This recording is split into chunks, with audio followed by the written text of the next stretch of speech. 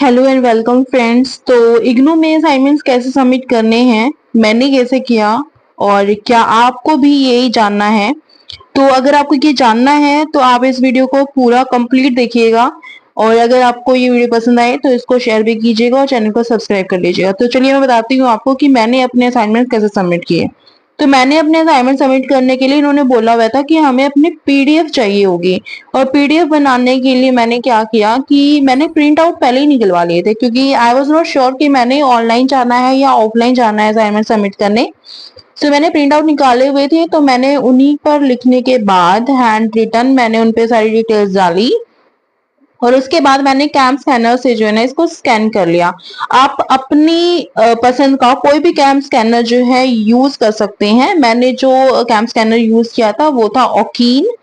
सो cam scanner था जो उससे मैंने स्कैन करके देखा, मैंने देखा कि अच्छे से स्कैन हो रहा था। ऑटो स्कैन पे मैंने इसको लगा दिया और उसके बाद मेरे पास ऑप्शन थे कि मैं कंट्रास्ट कर सकती हूँ, ब्राइटनेस लो और अप कर सकती हूँ। अगर मैं चाहूँ तो जिस तरह से मैं पीडीएफ अपना बनाना चाहती थी कि मेरे अकॉर्डिंग बने और वर्ड्स जो हैं उनकी जो प्रिंट हो वो मेरे अकॉर्डिंग हो, ना ज्यादा डार्क हो ना ज्यादा लाइट हो। तो उसी तरह से जो मैंने ये सारे फीचर्स मुझे ये कैम स्कैनर में मिल गए थे तो मैंने उसी तरह से अपने एडजस्ट किया जिस तरह से मैं बनाना चाह रही थी अपनी पीडीएफ को। और इस तरह से वन बाय वन मैंने जो है ना अपने पेपर जो स्कैन करके डालने की कोशिश किया और फिर मैंने जूम करके देखा तो मैंने देखा कि इनमें जो है क्वालिटी अच्छी आ रही थी, प्रिंट अच्छे से हो रहा था, इसका अच्छे से स्कैन हो रहा था। तो फिर बट इसमें थोड़ी सी ये दिक्कत है कि इसमें जो मैंने ना सिग्नेचर नहीं किए हुए थे और मैंने इसमें जैसे टर्म एंड का जो एग्जाम है कि दिसंबर का है तो वो नहीं था। तो मैं आपको बता रही हूँ कि आपने क्या सर्च करना है, आपने ये ओकीन स्कैनर सर्च करना है और आपके सामने ये आ जाएगा सीएस के नाम से, सीएस स्कैनर से। तो आप भी इसको डाउनलोड कर सकते हो और यूज कर सकते हो अपनी पीडीएफ बनाने के लिए। तो ये जो मैंने सर्च करके भी दिखाया ये मैंने आप लोगों के लिए किया था बिकॉज मेरे तो मोबाइल में पहले से अवेलेबल था तो मैं उसी को यूज कर रही थी। ठीक है, तो आप इस स्कैनर को यूज कर सकते हो जो मैंने किया हुआ है अपनी पीडीएफ बनाने के लिए। तो मैंने फिर इसको एक एक पेपर को इस तरह से स्कैन किया है कि देखो अगर जब आप इसको स्कैन करोगे ना तो आप देखोगे कि खुद भी जो है क्लिक करेगा। ठीक है, खुद से क्लिक कर लेगा, लेकिन आपने क्या करना है, आपने फोकस डाल के पेपर पर और फिर क्लिक करना है। तब अगर आप क्लिक करते हो तो जो आपके पेपर की जो स्कैन कॉपी होगी उसकी क्वालिटी देखना काफी अच्छी होगी। तो इस तरह से जब आप इसको स्कैन करते हो आपको लगता है कि डल डल सा आ रहा है, क्लियर नहीं आ रहा, बट वो क्लियर हो जाएगा, don't to worry. Auto crop पे इसको लगाया हुआ था मैंने सेटिंग में और ये खुद से भी आता है, आपको कराने की जरूरत नहीं होती। देखो इस तरह से आ जाएगा। तो आपने इस तरह से क्लिक कर देना है और फिर आप मैंने तो जो किया था मैंने वन बाय वन पेपर को जो है स्कैन किया हुआ है। अगर आप चाहो तो आप क्या कर, आपके पास एक ऑप्शन ये भी है कि आप पहले नॉर्मल कैमरा में जो है पिक्चर क्लिक कर लो और उसके बाद स्कैनर में उनको इंपोर्ट करके जो है उनकी सेटिंग कर सकते हो। क्योंकि ये मेरा फर्स्ट एक्सपीरियंस था इसलिए मैंने जो है वन बाय वन पेपर को यहाँ पे स्कैन किया हुआ था। तो आप जैसे चाहो आप वैसे कर सकते हो। तो इस तरह से जो है मैंने यहाँ पर डेट वगैरह फिल करके और ये सेशन डाल के अपना दिसंबर 2024 का है, मैं जो एग्जाम अटेम्प्ट करने वाली हूँ तो इस तरह से कर लिया था। और इसी तरह से मैंने आईडी कार्ड की भी कॉपी निकलवाई हुई थी क्योंकि मेरा पहले प्लान था कि मैं ऑफलाइन जाकर सबमिट करके आऊंगी, बट कुछ चीजें मुझे जानने में आई, सुनने में आई, तो फिर मैंने ये डिसीजन लिया कि देखो वहां पर जाकर जो है टाइम वेस्ट करना और वो फाइल्स वगैरह का उनकी कुछ ऐसा हो गया था कि ऑफलाइन में आपने ये करना है वो करना है, तो मुझे वो झंझट थोड़े से सही नहीं लगे। तो मुझे ये लगा कि भाई मैं ऑनलाइन जो ऑप्ट कर सकती हूँ तो मैं कर कर लेती हूँ क्योंकि मेरा टाइम भी तो बहुत है ना, अभी वन वीक तो मेरे पास है ही। जैसे अब 22 ही है, 22 सितंबर है, तो मैंने आज किया है, आप चाहो कल कर लेना, परसों कर लेना, मतलब ये है कि 30 सितंबर तक आपने कर लेना है ये। तो इस तरह से मैंने फिर ना पेपर जो है मैंने अपना आईडी कार्ड से इसको स्कैन किया। आईडी कार्ड से जब मैंने स्कैन किया तो मैंने देखा ये आपका मेरा कलर आ रहा था। ठीक है, तो आप ऐसे कर सकते हो जैसे मैं कर रही हूँ, पेपर प्लेन पेपर पर अपना आईडी कार्ड रख के और उसको स्कैन कर लो और वो इजीली जो है ना आपका अच्छे से स्कैन हो जाएगा। ये पेज आपका फॉर्मेट अच्छा लगेगा असाइनमेंट में जब आप उसको अटैच करोगे। मैंने इसके बिना भी करके देखा तो वो मेरा जो है ना वो ब्लैक एंड व्हाइट आया था, तो इस तरह से आया था। तो फिर मैंने इसको डिलीट कर दिया और मैंने ये कलर्ड वाला यूज किया अपनी पीडीएफ बनाने में। तो आप भी जैसे चाहो आप ऐसे कर सकते हो। अब मेरे पास क्वेश्चन पेपर था, वो भी मैंने प्रिंट आउट निकलवाया हुआ था, तो मैंने उसकी एक कॉपी लेकर देखी, उसको स्कैन करके देखा। तो मैंने इसको एडजस्ट करके देखा, कंट्रास्ट वगैरह ब्राइटनेस वगैरह एडजस्ट करके देखा, तो ये अच्छे से स्कैन हो रहा था, वो कोई प्रॉब्लम नहीं थी इसमें। आप चाहो तो आप ऐसे कर सकते हो, अगर आपने कॉपी निकलवा ली है इसकी, तो आप ऐसे भी कर सकते हो। अदरवाइज आपके पास एक ऑप्शन और है कि आप डाउनलोड कर लीजिए पेपर को साइट से इग्नू की, और उसको फिर जो है कैमरा में रख लो अपना गैलरी में, और वहां से इसको इंपोर्ट कर सकते हो इस तरह से। और इंपोर्ट करने के बाद जब आप इसको स्कैन करके देखोगे तो ये बहुत अच्छे से स्कैन हो जाता है, थोड़ा डार्क कलर में ही होता है बल्कि इसका प्रिंट भी।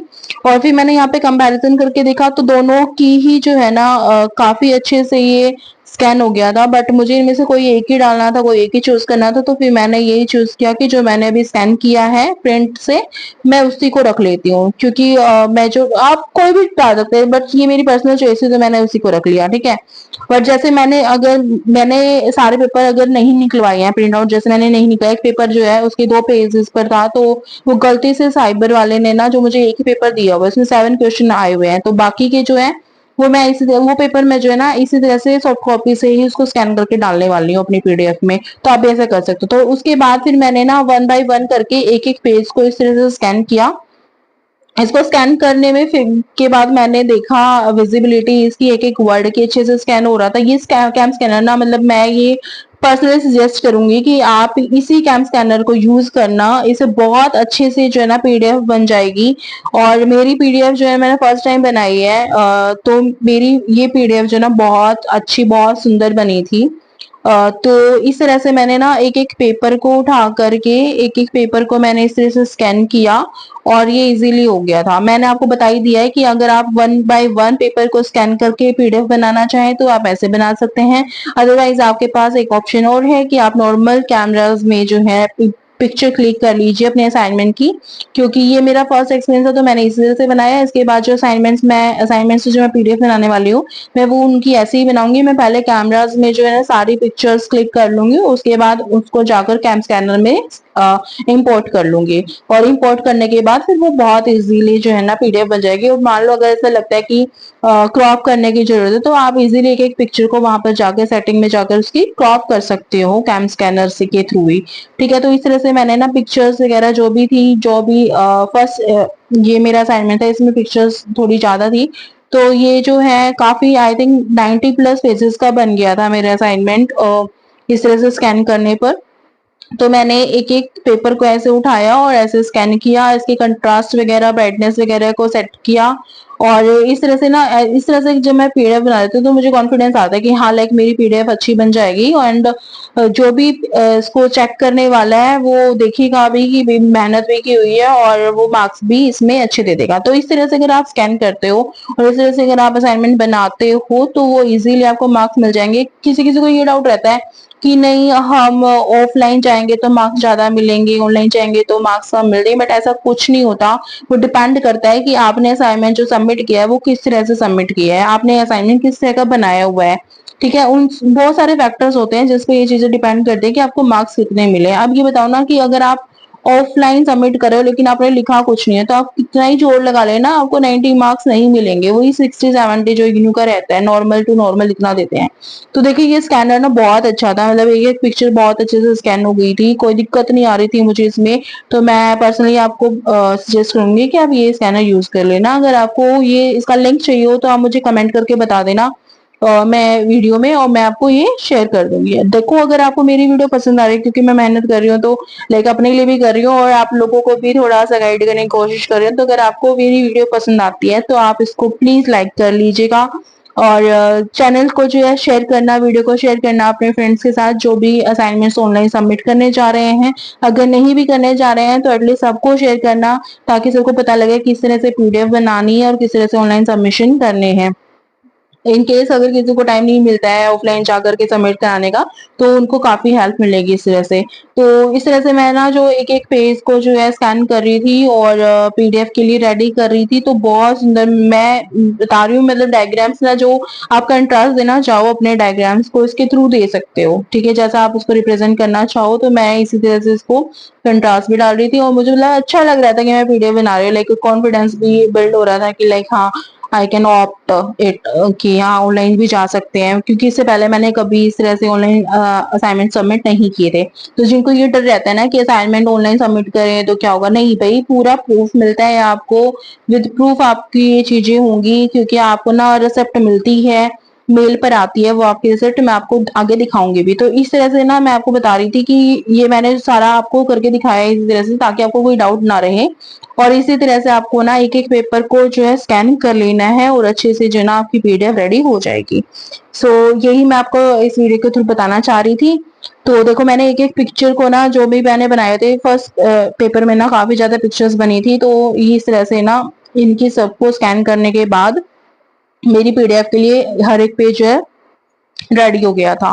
और इसको बनाने के बाद फिर मैंने देखा कि भाई हाँ चलो ठीक है, सारे पेपर्स जो है ना सारे पेजेस अच्छे से मेरे स्कैन हो गए। फिर मैंने एक एक पेपर को निकाल कर देखा तो अच्छा लग रहे थे कि हाँ पीडीएफ में जुड़ने के लायक है काफी पेजेस। तो फिर मैंने इस तरह से सिलेक्ट किया इनको और मैंने पीडीएफ पर सेव किया। ठीक है, तो सेव करते वक्त हमने जो इग्नू की गाइडलाइन में था ना असाइनमेंट सबमिशन के टाइम पर कि अपने रोल नंबर, अपना कोर्स कोड और अपना सब्जेक्ट कोड डालना है, तो मैंने उसी तरह से यहाँ पर डाल दिया था। पहले मैंने रोल नंबर डाला, बट देखो आप ये गलती मत करना, क्योंकि ये मैंने सबमिट किया तो मुझसे थोड़ी गलती हो गई थी। मैंने रोल नंबर पहले डाल दिया और उसके बाद मैंने अपना कोर्स कोड डाला था और उसके बाद मैंने सब्जेक्ट कोड डाला था, बट इससे कोई ज्यादा फर्क नहीं पड़ता, क्योंकि असाइनमेंट अगर उनको रिसीव हो रहे हैं तो वो देखेंगे तो सही बिल्कुल। और रोल नंबर पहले चला जाए कोई फर्क नहीं पड़ता, बट ठीक है उन्होंने जो गाइडलाइन दी है उसके अकॉर्डिंग आप करना। आप कोर्स कोड पहले डालना, उसके बाद अपना रोल नंबर डालना और उसके बाद अपना सब्जेक्ट कोड डालना।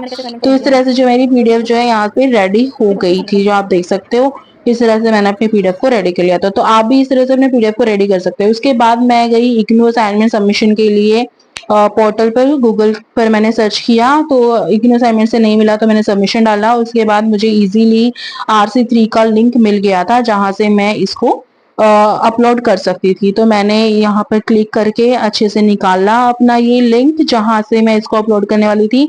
तो मेरा कॉलेज है DPG कॉलेज और मैंने इस पे क्लिक किया तो ये क्लिक नहीं हो रहा था। तो आपको क्या करना होगा ना, आपको यहाँ से इसको कॉपी करना होगा। कॉपी करके आप गूगल पर इसको सर्च करोगे तो आपको जो है ना लिंक मिल जाएगा। फिर आप जिस ईमेल से सेंड करना चाहो आप वैसे कर सकते हो।